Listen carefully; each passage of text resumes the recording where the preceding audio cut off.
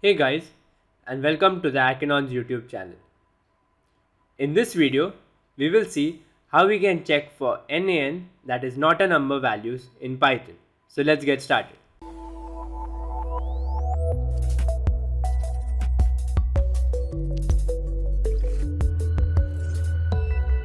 To do so, it's really simple. First thing is we need to go into our Python interpreter. So I've opened it in my command prompt, and now I'm going to import the inbuilt library, that is math library. So basically it generates and deals with all types of mathematical operations. And now I'll define a variable called as x, and now I'll use the float class, and inside that I will specify NaN as a string. So basically it would go into a float of not a number representation. And now I need to simply use the function that is math dot is nan.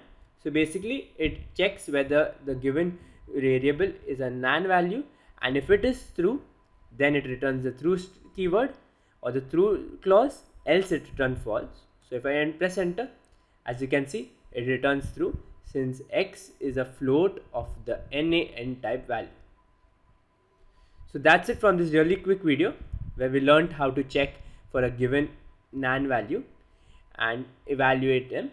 If you like this video, don't forget to drop a like and share it with your friends, and subscribe to the Akinon's YouTube channel for more fun videos like these.